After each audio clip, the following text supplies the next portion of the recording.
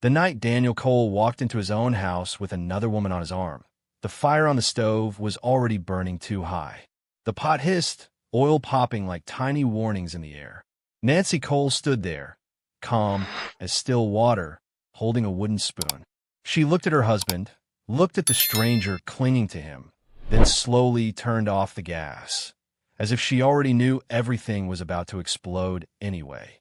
If you love deep, emotional African tales filled with drama, pride, sacrifice, and revenge, go ahead and like this story, subscribe for more, and drop a comment telling us what part of the world you're watching from.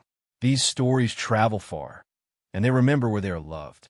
Before wealth came like a sudden storm, before betrayal learned how to smile, there was only Nancy and Daniel, two people bound by hope, struggle, and the soft lies couples tell themselves to survive. They married young enough to believe love could substitute for money, and determination could replace opportunity. Daniel Cole was a construction contractor, or at least that was what his business card said. In reality, his company was a one-room office with a flickering bulb, second-hand chairs, and a desk scarred by years of unpaid bills and rejected proposals. He had talent, real talent with measurements, foundations, and structures, but talent alone did not win contracts in a system where names mattered more than skill. Nancy knew this when she married him. She knew the calls would come late at night, voices on the other end saying, "We'll get back to you," which really meant never. She knew there would be months when no project came through, when Daniel would sit on the edge of the bed, boots still on, staring at his hands like they had personally betrayed him. Yet she married him anyway, not because she was blind, but because she believed. Nancy Cole was a woman of quiet strength. She did not announce her sacrifices. She did not wear them like badges. While Daniel chased contracts that slipped through his fingers, Nancy built something small but steady of her own. She ran a modest fashion business from home. Nothing flashy. No billboards. No influencers. Just skill, consistency, and reputation. She tailored dresses for weddings, funerals, naming ceremonies, moments that mattered. Women trusted her hands. They trusted her silence. They trusted her deadlines. One client became two became 10, and slowly Nancy's small sewing room became the heartbeat of their household. It was Nancy's income that paid the rent. Nancy's income that kept the lights on. Nancy's income that filled the kitchen with food. But Daniel never really noticed. Not because he was cruel, but because pride can be louder than truth. Daniel believed, deeply and sincerely, that he was the provider. When money came in, rare and inconsistent as it was, he stood taller.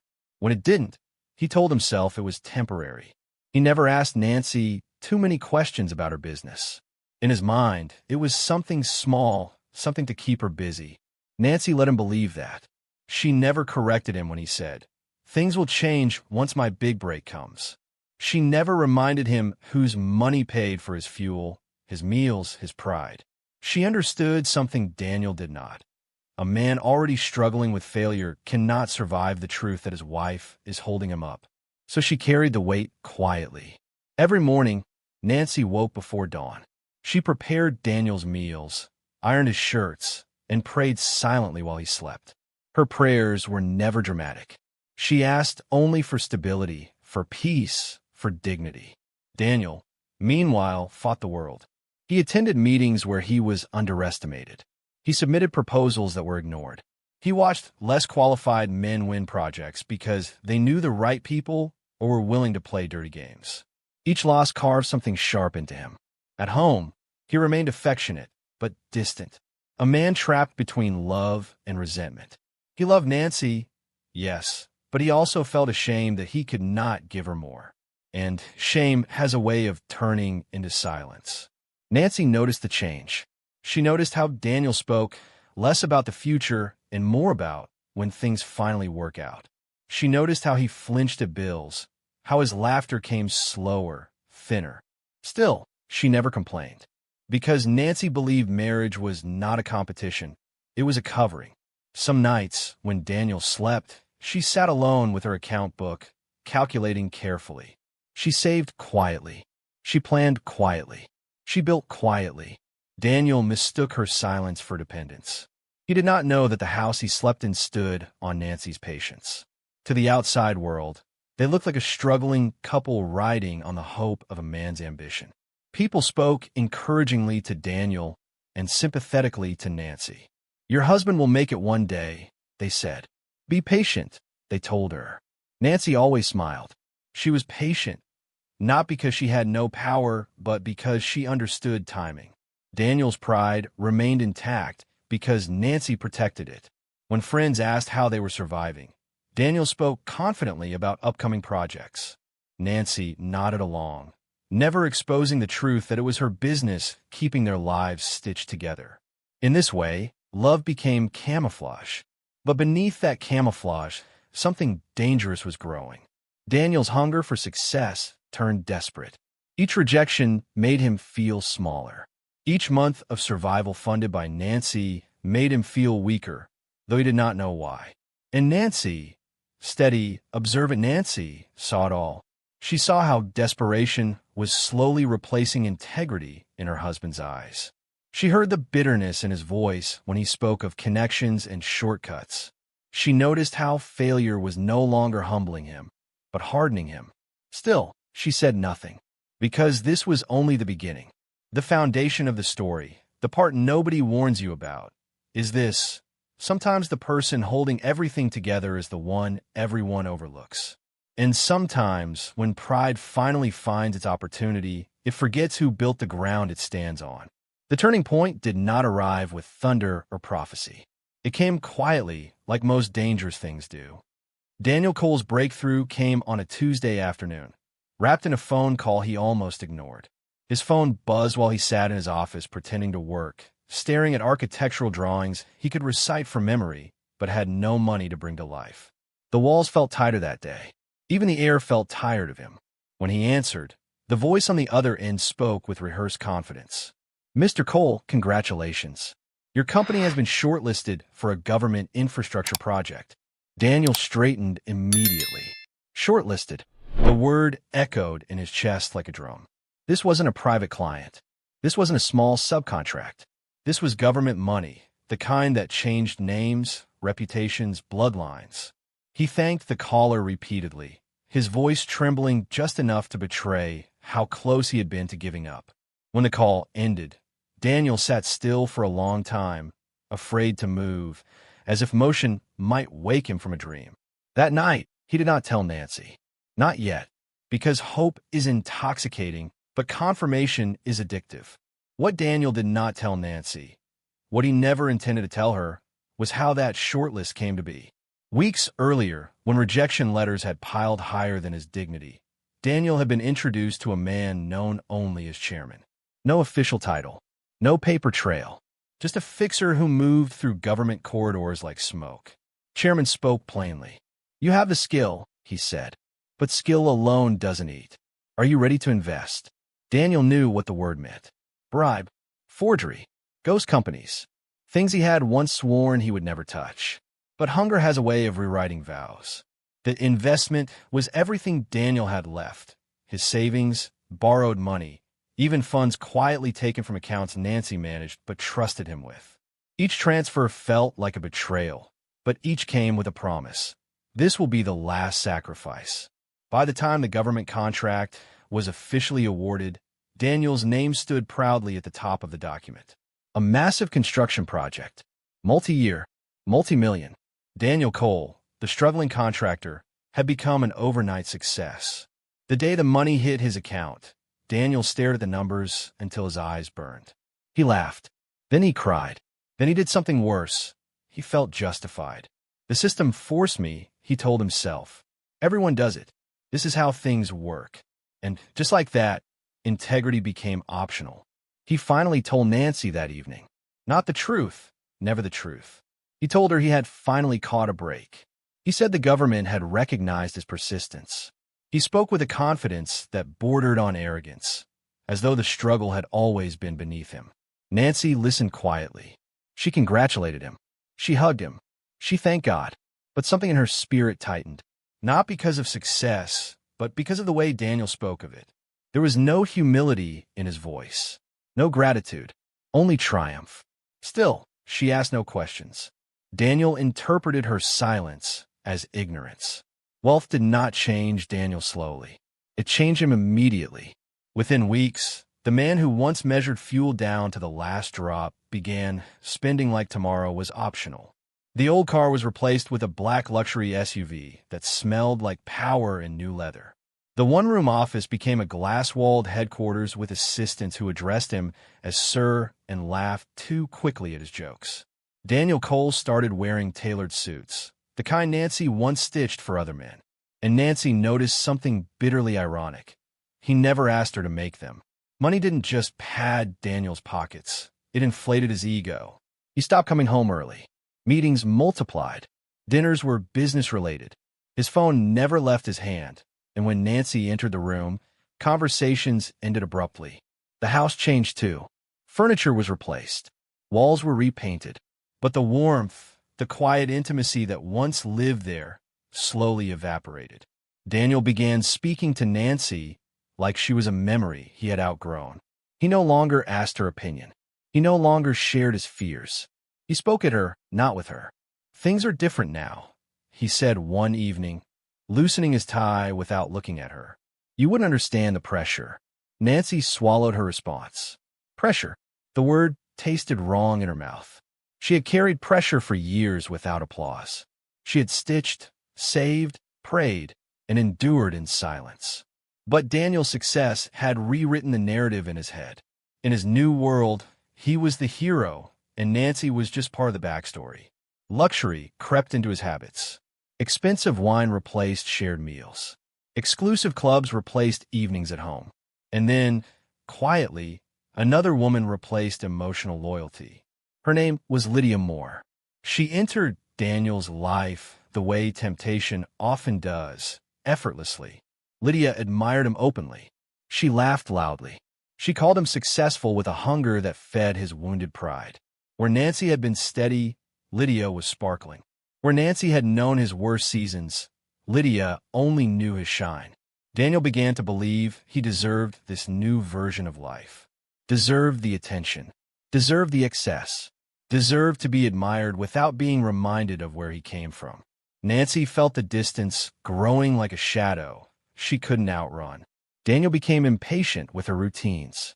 He mocked her small fashion business, suggesting she should stop working now that he had things covered. Covered. The word stung. He had no idea that Nancy's discipline, not his sudden fortune, had built the resilience that allowed them to survive. Still, she said nothing. She watched. She observed the way money revealed the parts of Daniel that struggle had kept hidden.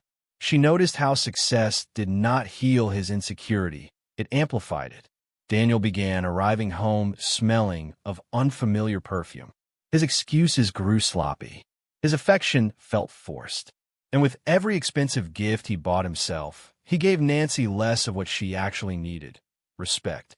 What Daniel did not know was that while he was busy forgetting his roots, Nancy was beginning to see clearly.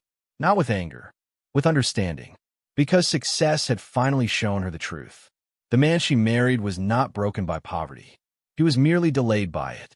And now that delay was over. The rise was complete. But beneath the shine, beneath the contracts and the cars, and the woman who smiled too brightly, the foundation was cracked.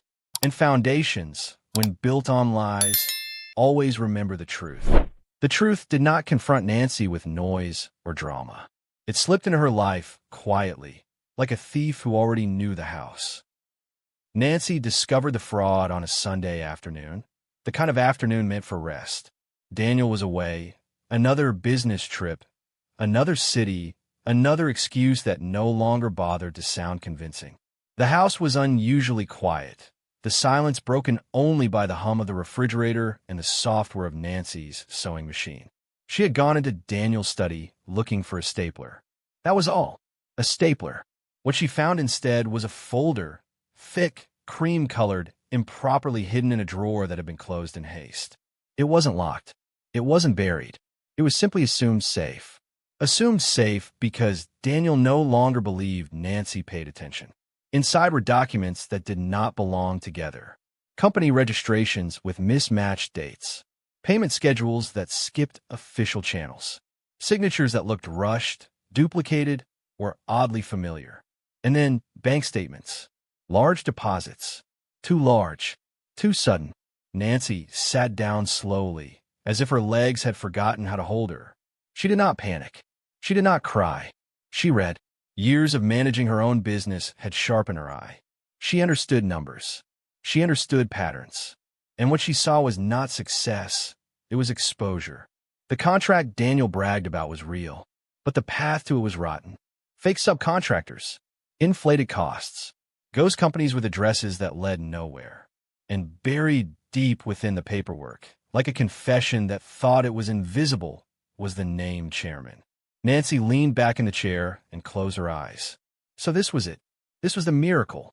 A miracle bought with crime. Her first instinct surprised her. Not rage, not betrayal, but clarity. Everything suddenly made sense. The sudden wealth, the arrogance, the recklessness. Daniel wasn't just intoxicated by money. He was terrified of losing it. Nancy returned every document exactly as she found it. She cleaned the study, returned the stapler to the drawer, and went back to her sewing machine. Her hands were steady. Her heart was not. That night, Daniel came home late, smelling of alcohol and ambition.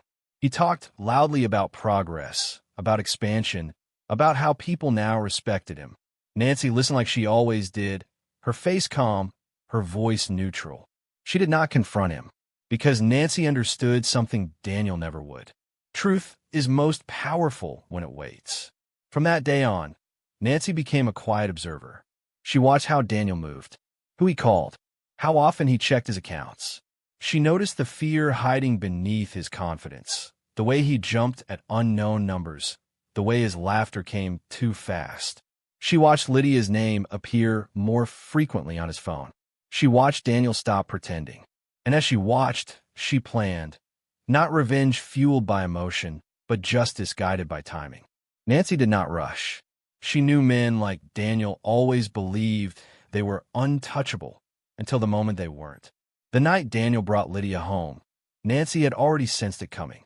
Not because of intuition, but because patterns always announce themselves before disaster. The food was on the stove, simmering gently. The house smelled of spices and oil, of care that was no longer appreciated. Nancy stood by the counter, stirring slowly, her mind elsewhere. The door opened earlier than expected. She heard unfamiliar laughter before she saw them. Daniel walked in first, confident, unbothered, no attempt to explain himself. Lydia followed closely, her manicured hand resting possessively on his arm, her eyes scanning the house with thinly veiled judgment. Nancy turned. For a brief moment, the three of them existed in silence. Then Daniel smiled. Not the smile he once reserved for Nancy. This one was sharp, performative. Nancy, he said casually, like he was introducing two strangers at a party. Meet Lydia. Lydia smiled, slow, smug, victorious. Daniel didn't stop there. I thought it was time to be honest, he continued, loosening his jacket. She's my partner now. You're my soon-to-be ex-wife. He waited. He expected tears, a scream, a collapse. Instead, Nancy looked at him, really looked at him for the first time in months. She saw no greatness, only a man drunk on borrowed power. She turned off the stove. The silence unnerved Daniel more than any outburst could have. Aren't you going to say something? He asked, irritation creeping into his voice. Nancy wiped her hands on a towel. Then she picked up her phone. She made one call. Brief, quiet, controlled. Yes, she said into the phone. It's time. She hung up. Daniel laughed nervously. What drama is this now? Nancy picked up her bag. She did not look at Lydia again. At the door, she paused. Not to beg, not to threaten, but to speak calmly. I hope it was worth it, she said. As she walked out, the door closed softly behind her. Daniel stood there, oddly unsettled. Lydia squeezed his arm and laughed. She's bluffing, Lydia said. Women like that always are. Daniel nodded, but something twisted in his stomach. For the first time since his rise began, Daniel felt cold. And somewhere in the city, unseen gears had begun to turn. Daniel slept well that night. That alone should have frightened him. After Nancy walked out, Daniel stood in the living room for a long moment, staring at the closed door as if it might reopen and apologize for itself. It didn't. The house settled back into silence, thick and uncomfortable, but Lydia's laughter quickly filled the gaps. "She'll come back," Lydia said, kicking off her heels and sinking into Nancy's favorite chair. "Women like her always do. Where else will she go?" Daniel poured himself a drink. He believed Lydia because it was easier than believing anything else. In his mind, Nancy had always been predictable, quiet, accommodating, patient to the point of invisibility. Her calm exit registered as shock, not strategy. He mistook restraint for weakness, dignity for defeat. He toasted Lydia. "To freedom," he said. That night marked the beginning of Daniel's public confidence. He moved Lydia into the house within days. Nancy's clothes were packed into boxes and shoved into the guest room, treated like forgotten luggage from a canceled trip. Daniel told friends his marriage had run its course. He told colleagues he was finally living his truth. He even told himself he felt relieved. Nancy, meanwhile, did not disappear. She simply became unreachable. Her phone rang unanswered. Her workshop doors stayed locked. Mutual friends said they hadn't seen her. Daniel assumed she was licking her wounds, waiting for anger to exhaust itself. He underestimated silence. Because Nancy wasn't hiding. She was moving. She met with people Daniel did not know she knew. She brought documents she had carefully copied. She answered questions with precision, dates, figures, and timelines aligned like soldiers. She never raised her voice. She never mentioned Lydia. She spoke only of facts. And facts, unlike emotions, do not argue. Daniel continued spending. He upgraded cars, signed new leases, promised Lydia a life of endless comfort. He talked loudly about expansion, about influence, about how once you're in the system, you're safe. Safe. The word became his lullaby. On the surface, everything worked. Until it didn't. It began with a phone call from his bank. "Sir, we need you to come in." Daniel didn't panic. Banks always needed things. Paperwork, clarifications, formalities. He arrived dressed sharply, Lydia's lipstick still faint on his collar. The bank manager would not meet his eyes. "There's been a temporary restriction placed on your accounts," the man said carefully. "Temporary?" Daniel repeated, frowning. "Yes, pending investigation." The room tilted slightly. Investigation into what? The manager slid a document across the desk. Daniel read the first line, then the second. By the third, his mouth went dry. Irregular transactions, suspicious contractors, government oversight. "This is a mistake," Daniel said quickly. "You know who I am." The manager nodded. "That's exactly why this is happening." By noon, Daniel's cards were declined. By evening, the news had begun to spread, quietly at first, then louder. Calls went unanswered. Meetings were canceled. People who once rushed to greet him now avoided his eyes. That night, Daniel couldn't sleep. The house felt different. Larger. Emptier. Lydia paced, complaining about inconvenience, about embarrassment, about what this would mean for her. Daniel barely heard her. He was too busy replaying Nancy's calm voice at the door. "I hope it was worth it." The arrest came 3 days later. Daniel was in the kitchen when the knock sounded. Firm, official, unforgiving. Lydia froze. "Who is that?" she whispered. Daniel's heart hammered, but he straightened his shirt anyway. Old habits of pride die hard. He opened the door. 2 law enforcement officers stood outside, flanked by another in plain clothes. "Daniel Cole," one asked. "Yes. You are under arrest for fraud, conspiracy, and misappropriation of government funds." The words landed like stones. Lydia screamed. Daniel didn't resist. Not because he was brave, but because he was stunned. Handcuffs closed around wrists that had once signed contracts with confidence. Neighbors peeked from behind curtains. Phones were raised. Whispers ignited. As he was led away, Daniel searched the crowd. For Nancy. She wasn't there. She didn't need to be. At the station, the evidence unfolded like a story Daniel didn't recognize, except it was his life, documented with ruthless accuracy. Names, transfers, dates, shell companies, recorded communications. And at the center of it all was a single phrase repeated calmly by every investigator.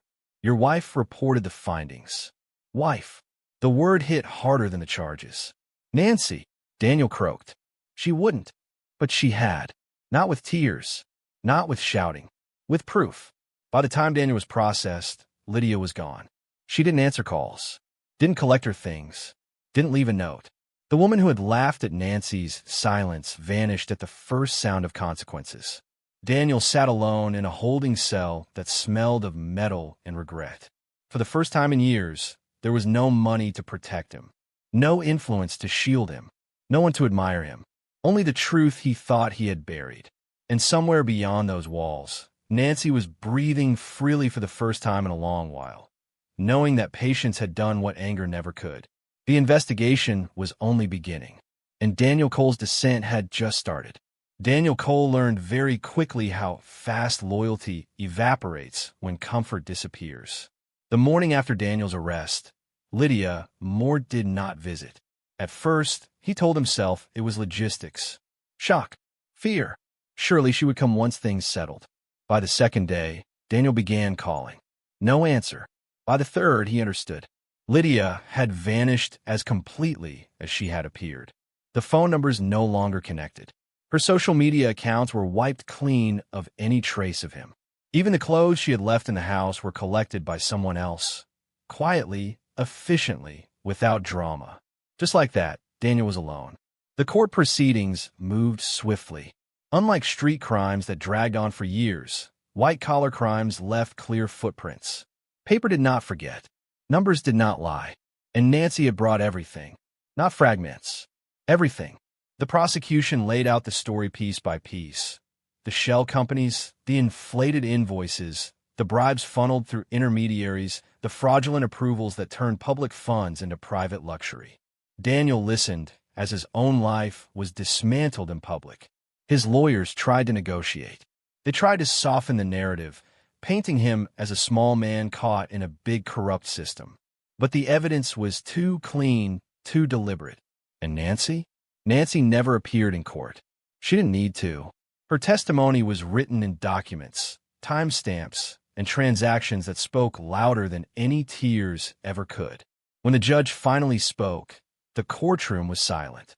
Daniel Cole, he said, you betrayed public trust, violated the law, and used fraud to enrich yourself at the expense of society. This court sentences you to 8 years in prison. 8 years. The number rang in Daniel's ears like a funeral bell. As officers led him away, he searched the room once more, not for Lydia, but for Nancy. Some part of him still hoped she would appear, that she would look at him, that she would say something. She never came. Prison stripped Daniel of everything pride had given him. The tailored suits disappeared, replaced by rough fabric and numbers stitched where names once were. The luxury meals became measured portions. The applause became orders. In the first year, Daniel was angry. Angry at Nancy. Angry at Lydia. Angry at the system. He blamed everyone except himself. But prison is patient. It waits. By the third year, anger gave way to regret. By the fifth, regret turned into exhaustion. And by the seventh, Daniel finally understood the cost of what he had done. Not just the crime, but the arrogance that came with it. At night, in the silence of his cell, one truth haunted him more than the sentence. He had destroyed the only person who never tried to destroy him. When Daniel was released, the world no longer recognized him. 8 years had changed everything. The city had grown taller, louder, faster. People moved without noticing him. Opportunities did not wait. No one cared who he used to be. Daniel stepped out of prison with a small bag, thin savings, and a reputation that closed doors before he could knock. The house was gone. The cars were gone. The friends were gone. He rented a small room on the edge of the city and took work where he could find it. Manual labor, temporary jobs, anything that did not ask questions about the past. At night, he lay awake thinking of Nancy. Not with anger anymore, but with awe. Because while his life had been paused by consequences, hers had been rewarded by truth. Nancy Cole had never gone public. She never gave interviews. She never told her story for sympathy or applause. But the law did what the law was designed to do. As a whistleblower, Nancy received a substantial settlement, money legally awarded for exposing corruption that protected public funds. She didn't waste it. Nancy expanded her fashion business into a full manufacturing brand. She employed women, widows, single mothers, young girls with talent but no access. She built training centers, funded scholarships, and quietly supported shelters that helped women escape abusive homes. She didn't speak about Daniel. She didn't need to. Her life spoke for her. Nancy became known not for revenge, but for restoration. Not for bitterness, but for purpose. People admired her strength without knowing the nights she had cried, the patience she had practiced, the restraint that saved her from becoming what had tried to break her. Years later, Daniel saw her once. She was stepping out of a building bearing her company's name, dressed simply, confidently, surrounded by women who respected her. She laughed freely, the sound of someone unburdened. Daniel stood across the street, unseen. For a moment, he considered calling out. He didn't. Some distances are earned. Nancy never looked back, and Daniel finally understood the deepest lesson of his life. Power gained through deceit always collapses. But power built on patience outlives punishment. The fire that once burned on Nancy's stove had not destroyed her. It had forged her, and the man who mistook her silence for weakness would carry that misunderstanding for the rest of his days. The end.